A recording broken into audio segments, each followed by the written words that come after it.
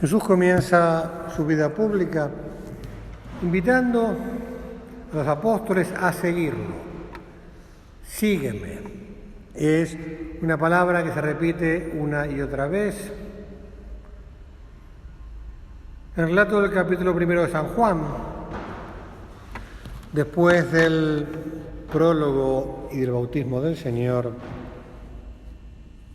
cuenta que dos de sus discípulos, Andrés y Juan, lo siguieron. Lo siguieron porque habían escuchado a San Juan decir: es el Cordero de Dios que quita el pecado del mundo. Entonces lo siguen sin que Jesús lo sepa. Pero no es para espiarlo. Quieren estar cerca, quieren conocerlo. En el fondo, quieren meterse en su vida. No es curiosidad. Ellos han sido discípulos de Juan Bautista, con lo cual saben que son los tiempos mesiánicos, y ahora cuando Juan lo señala, lo siguen. Cuenta San Juan, él se dio vuelta y viendo que lo seguían les preguntó: ¿qué quieren? Jesús, como siempre, inicia el diálogo. Y ellos, que bien no saben qué responder, le dicen: Rabí, ¿dónde vives? Ven y lo verán. Les dijo: fueron, vieron dónde vivía y se quedaron con él ese día. Y en realidad podríamos decir ese día, esa semana, ese mes, ese año, toda la vida. Porque Andrés y Juan nunca se separaron de Jesús. La cuestión es que Andrés lo busca a su hermano Simón, Jesús le cambia el nombre, después encuentran a Felipe y Jesús le dice: sígueme.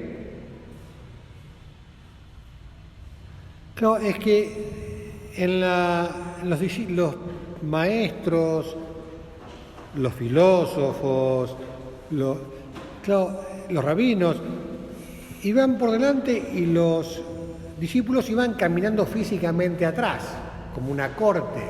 Por eso lo de sígueme. Claro, pero este sígueme de Jesús es mucho más profundo.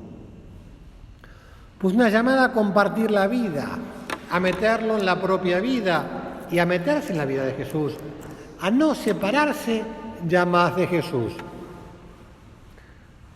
La llamada de Dios a seguirlo no es solo a compartir una doctrina, es una llamada a una unión más profunda. Y cuando uno rastrea un poquito en el Evangelio, ¿cómo es la unión que Jesús espera de nosotros? Cuando promete la Eucaristía, les dice: el que me come vivirá por mí. Esto ya no saben bien de qué va a ser la cosa, pero Jesús habla de una unión que supone comerlo y vivir de Él. En la última cena habla de venir a vivir en ellos. El que me ama será fiel a mi palabra, y mi Padre lo amará. Iremos a Él y habitaremos en Él. Lo mismo, estamos en un campo de misterio fuerte que no podemos tomar así nomás, sino en el que hay que penetrar. ¿Qué significa? Lo que Dios nos ofrece para lo que se hizo hombre, lo que predicó y realizó, es una unión con Él total. La redención, la salvación que Él nos ofrece no es algo externo, que viene de afuera, como un premio. Tampoco es el cielo, como lo imagina mucha gente, como un super barrio cerrado espectacular, ¿no? Exclusivo. No, es nuestra divinización. Claro, el cristianismo apunta a la unión con Dios en Jesús. Para eso Dios hizo hombre, para que tuviéramos acceso a la divinidad. Escribe San Juan en su primera carta: el que guarda sus mandamientos permanece en él y Dios en él. Claro, no se trata de un cumplir, es un cumplimiento que es fruto y conduce a una unión profunda. Permanece en él.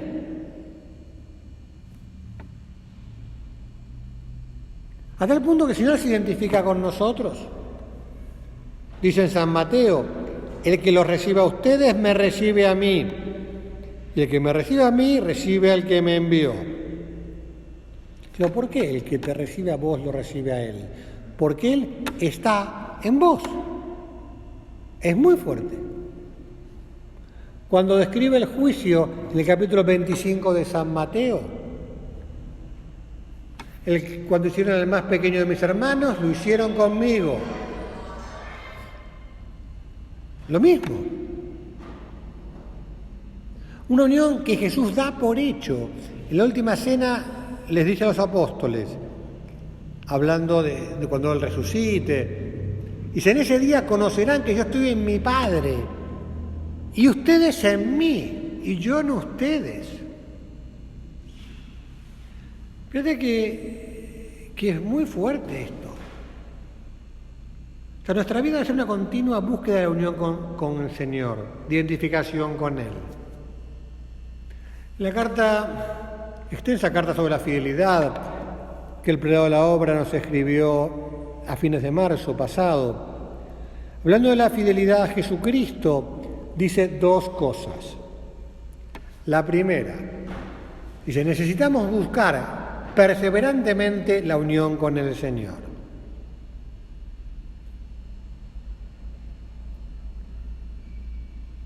Dice, buscamos y encontramos esta unión con Jesús en el trabajo, en la familia, en todo.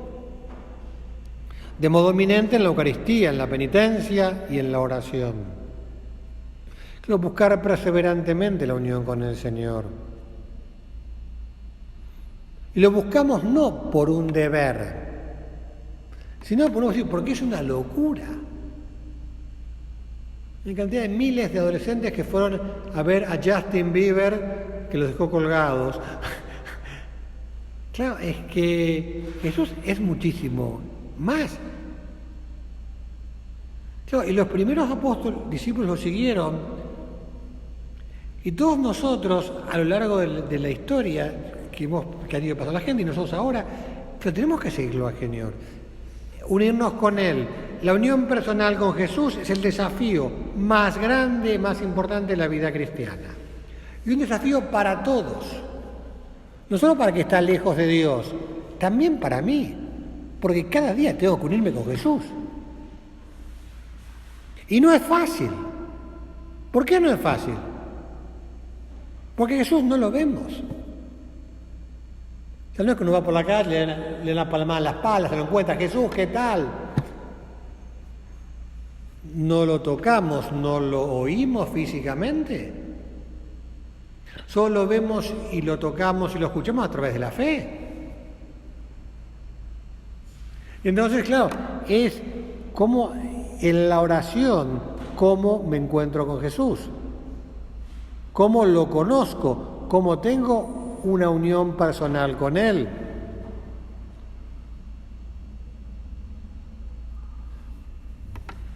Un libro de espiritualidad sobre la oración comienza hablando del conocimiento de Jesús y dice: podemos acercarnos a Jesús a través de las fuentes, especialmente los santos evangelios.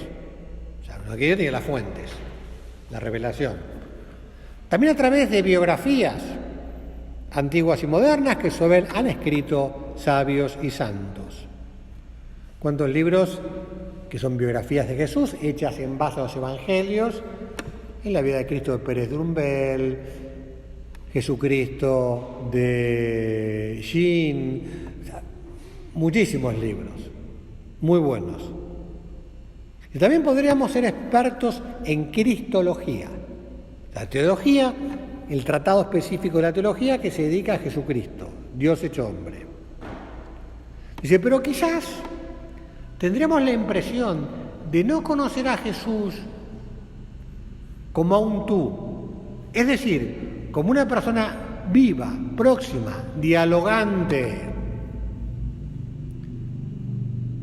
Sí, a pesar de los muchos datos y de la mucha información, incluso de la oración, podríamos no conocerlo así como conocemos a nuestros íntimos más íntimos.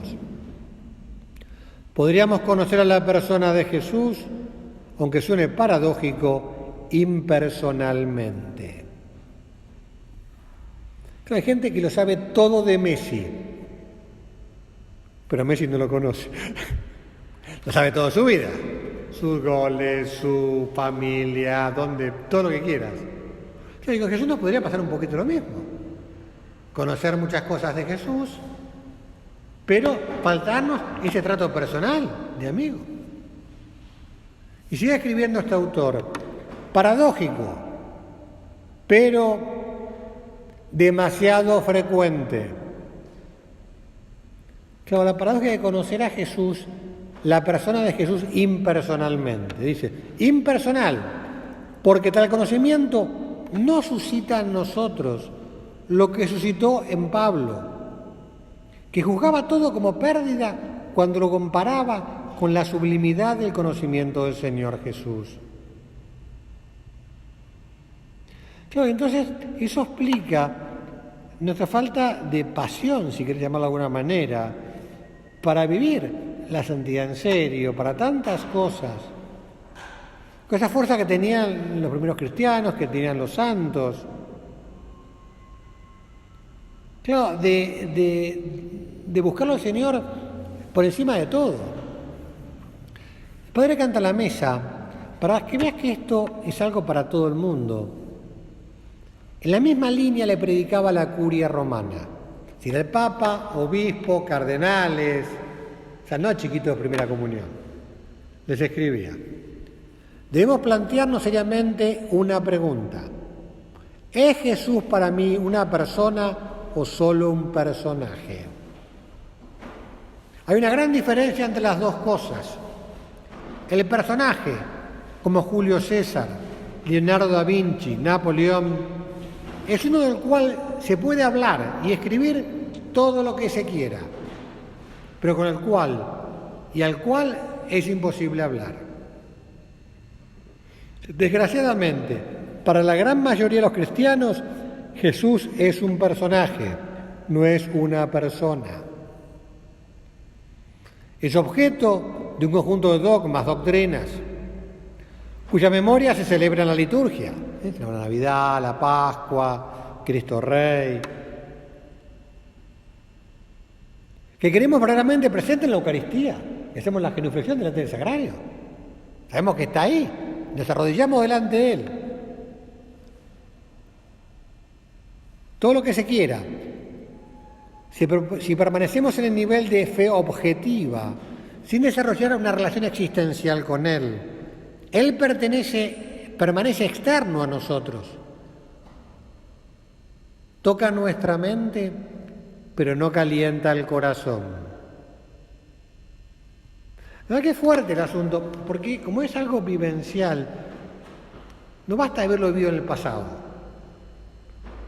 Entonces siempre tenemos que estar en el encuentro diario. O sea, por eso digo, no es esto que estamos siempre renovándolo. Que es el gran desafío, la relación personal con Jesús, Jesús y yo, en mi caso Jesús y Eduardo. Un encuentro que supone el ejercicio de la imaginación, del corazón, de la mente, para llegar a ser amigos. Uno puede decir que Jesús sea mi Jesús. Pero el único Jesús se hace mío en la relación personal, porque la de cada uno es única. Como si vos vas a los evangelios, el Jesús de Mateo, de Marcos, de Lucas y de Juan es el mismo, pero es distinto. Es el mismo, está inspirado por el Espíritu Santo, pero cada uno escribe desde su perspectiva existencial. Puesto del otro lado, tu lectura del Evangelio y la mía, y la de él, y la del otro, son distintas. Uno puede decir, todas ortodoxas, que respetan la doctrina, pero personales, porque cada uno encuentra el Evangelio de acuerdo a lo que uno es y lo que uno le pasa. Claro, distinto, el mismo pasaje del Evangelio, leído en circunstancias existenciales distintas, uno lo vive distinto, porque uno mismo es distinto, digamos, en cuanto a cómo estoy.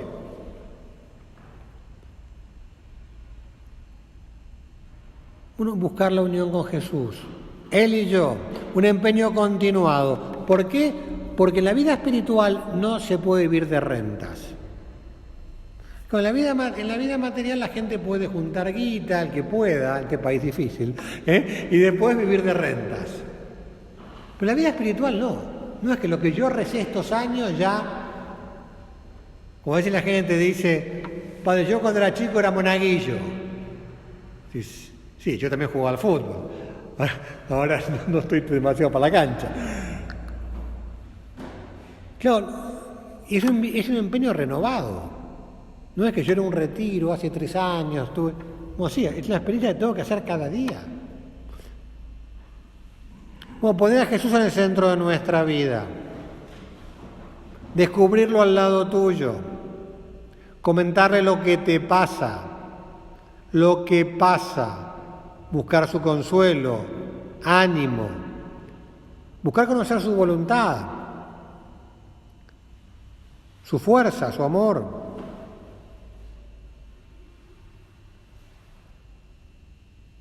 La segunda cosa, la primera cosa que el Padre nos decía era unión con Jesús, buscar la unión con Jesús, buscar más el Evangelio, meditar más el Evangelio, meternos en plan personal, meter más la cabeza y el corazón a la hora de buscarlo en el sagrario y encontrarlo personalmente. Y la segunda cosa va por el lado de la identificación con Él. Decía, podemos ser fieles, avanzar en el camino de la identificación con Jesucristo. Claro, ¿esto qué significa? Por 2 puntos. Que nuestros modos de pensar, de querer, de ver a las personas y al mundo sean más y más los suyos. Hoy no piensa, Señor, mis modos de pensar, tus modos de pensar, Jesús, sintonizan o mi modo de pensar no tiene nada que ver con los tuyos. Mis modos de querer, los modos de querer de Jesús, están en sintonía. Mi modo de ver a los demás, mi modo de ver el mundo. Que a mí me impresiona esta expresión, sean más y más los suyos. Claro, es un proceso que dura toda la vida, pero si el deseo de que Jesús, mi modo de actuar, de pensar, de existir, sea cada vez más como el tuyo. Si será realidad así en nuestras vidas, la exhortación de San Pablo a los filipenses, tengan en ustedes, los mismos sentimientos de Cristo Jesús. Entonces, aquí nos encontramos con alguien que lo vivió todo esto y que además escribe sobre eso, que es San Pablo. Cuando lee Gálatas 2:20, ya no vivo yo, sino que Cristo vive en mí. La vida que sigo viviendo en la carne, la vivo en la fe del Hijo de Dios, que me amó y se entregó por mí. Ya no vivo yo, sino que Cristo vive en mí. Que alguna persona pueda decir esto, y no porque tenga un problema psiquiátrico que no sabe quién es, sino que lleva tan con penetración con Jesús, dice, Jesús vive en mí, y yo vivo en Jesús. Entonces, cuando uno se pone a buscar un poquito sobre este tema, me hace gracia que a veces cuando googleo algo buscándolo en el Evangelio, en este caso googleé Jesucristo vive en mí. Entonces aparecen muchos, sobre todo sitios muchas veces protestantes, con listas de citas. Entonces, por ejemplo, 8 versículos que muestran que Jesucristo vive en usted. Entonces, la cita es 2 Corintios 13:5. Dice, examínense para comprobar si están en la verdadera fe. Interesante, porque no dice, vean qué piensan, examínense, vean su vida, a ver si están en la verdadera fe. Pónganse a prueba seriamente. ¿No reconocen que Jesucristo está en ustedes? Qué lindo, ¿sabes? San Pablo se miraba a sí mismo y reconocía en él muchas cosas de Jesús. Lo que lindo sería que vos y yo nos miráramos a nosotros mismos y pudiéramos encontrar en nosotros cosas de Jesús, digamos. Esto es de Jesús, esto lo aprendí de él, Romanos 8:10. Pero si Cristo vive en ustedes, aunque el cuerpo esté sometido a la muerte a causa del pecado, o sea, aunque nuestra sensibilidad, nuestras tendencias, nuestras limitaciones, nuestros pecados estén presentes, el Espíritu vive a causa de la justicia. O sea, si Cristo vive en mí, si Cristo vive en mí, yo puedo ser santo a pesar de ser limitado, a pesar de tener errores, a pesar de... Gálatas 4:19. Hijos míos, por quien estoy sufriendo nuevamente los dolores del parto, hasta que Cristo se ha formado en ustedes. San Pablo casi compara aquí nuestra asimilación a Cristo como un embarazo, ¿no? De la primera célula que se va formando cada vez más clara, más fuerte, más los órganos, como que Cristo se va formando en nosotros. Qué lindo. Efesios 3:17, que Cristo habite en sus corazones por la fe y sean arraigados y edificados en el amor, que Cristo habite en nosotros. Pero esto de que Jesús viva en mí, que viva en vos, no es una cuestión meramente piadosa. En otra meditación, en la pasada Cuaresma, hablando de la curia romana, el Padre canta la mesa, hablando de la comunión, de la Eucaristía, les decía, en su vida terrena Jesús no tuvo todas las experiencias humanas posibles e imaginables.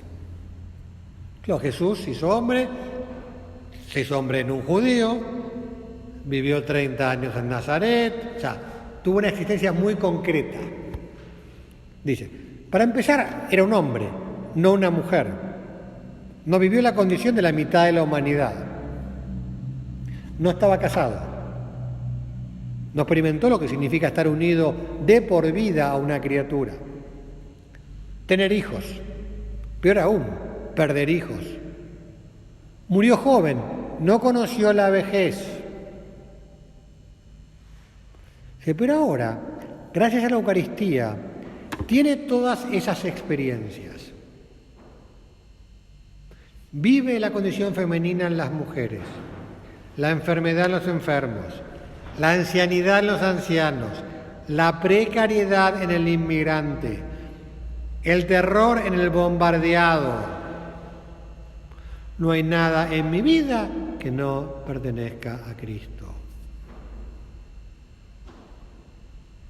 Nadie debería decir, Jesús no sabe lo que significa estar casado, ser mujer, haber perdido un hijo, estar enfermo, ser anciano, ser una persona de color, no llegar a fin de mes, lo que quieras.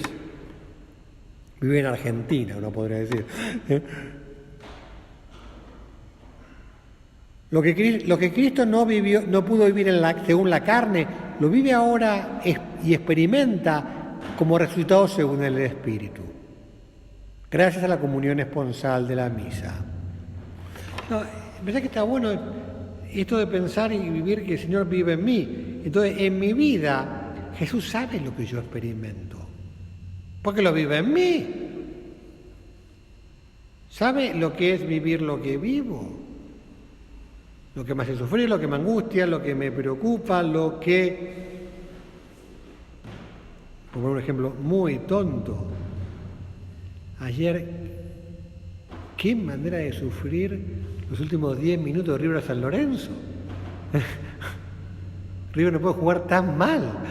Pero bueno, Jesús sabe lo que es estar ansioso y desesperado porque acaba el partido. Y es una pavada, pero Jesús lo vive en mí. Y lo mismo vale para otras cosas, es una pavada.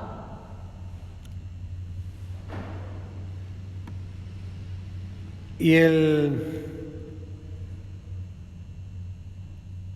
sigue diciendo, qué razón inagotable para el asombro y el consuelo ante la idea de que nuestra humanidad se convierte en humanidad de Cristo. Me cuenta fuente de consuelo es saber que no estás solo, nunca. Que Jesús sabe lo que sentís, sabe lo que vivís, sabe lo que sufrís, sabe lo que te preocupa. Porque lo vive en vos, no lo ves solo porque lo ve de afuera y es Dios y sabe todo. No, porque Jesús vive en mí. Pero también el Padre que ante la mesa le saca otra consecuencia. Sí, pero también, ¿qué responsabilidad es esto? Si mis ojos se han convertido en los ojos de Cristo, mi boca en la boca de Cristo, ¿qué razón para no permitir que mi mirada se detenga en imágenes lascivas? Mi lengua que hable contra mi hermano, mi cuerpo que no hable como instrumento de pecado. Entonces dice, claro, que Jesús vive en mí, entonces vive en mí, claro, mis pensamientos, guarda, mis afectos, reacciones, decisiones, imaginación, memoria, deseos, sentimientos. Claro, ¿cómo tengo que cuidarlo para casi de veneración? Somos templo del Espíritu Santo. Jesús vive en nosotros. Jesús mira con mis ojos. Jesús toca con mis manos. Jesús trabaja con todo mi ser. Bueno, que todo lo mío sea más y más de Jesús. Y que todo lo de Jesús sea más y más mío. Que mi forma de pensar, de reaccionar, de querer, de juzgar, sea cada vez más la de Jesús. Y me interesa. Uno piensa, mi forma de juzgar a los demás. Y por eso necesito ir mucho a la oración. El evangelio, en la oración agarrar mucho el Evangelio para verlo funcionar a Jesús. Y también plantearme mucho en mi vida cómo Jesús viviría lo que estoy viviendo. Porque cualquier discusión con tu mujer, basta que pienses, a ver, Jesús, ¿cómo quiere vivir esto en mí? Para que se aclare el panorama, claramente. Ante el desánimo, ante la frustración, a ver, Jesús, ¿cómo vive esto en mí? Jesús está frustrado, está desanimado. Está amargado. Entonces, claro, a ver cómo Jesús, cómo reacciona ante lo que sea, la crisis de la iglesia, problemas laborales, problemas económicos, exceso de trabajo, problemas con un hijo, lo que fuera. Como que cada vez, Señor, que vayamos experimentando el metiéndonos más en vos y decir, Señor, que vivís en mí, qué maravilla. Meternos en Él, identificarnos con vos. La Virgen Santísima. Claro, uno puede decir, Jesús es imagen de María, casi es al revés, podríamos decir, porque es hijo de María absoluto. ¿Cómo Jesús se parecería a la Virgen? En su mirada, en su manera de sonreír, en reacciones. Y al mismo tiempo, pensando en eso, yo pienso que la Virgen, cuando Jesús era chico, al pensar que era Dios, procuraré imitarlo. Acá te digo, está Dios ahí, tengo a Dios ahí, aprendí y habrá ido aprendiendo de su Hijo. Porque nos ayuda a nosotros a buscar la unión con Jesús, a sentirlo viviendo en nosotros. Y a que procuremos hizo ser que nuestra forma de ser sea más y más la suya, como somos, pero cristificados. Y así seremos realmente hijos de Dios, así seremos santos. Y nuestra vida, más allá del brillo exterior, será la vida de Cristo aquí en la tierra. Y por eso tendrá tanto fruto y será tan maravillosa.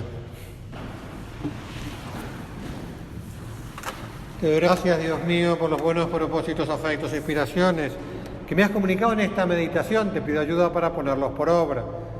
Madre mía Inmaculada, San José mi Padre y Señor, Ángel de mi guarda, intercedan por mí.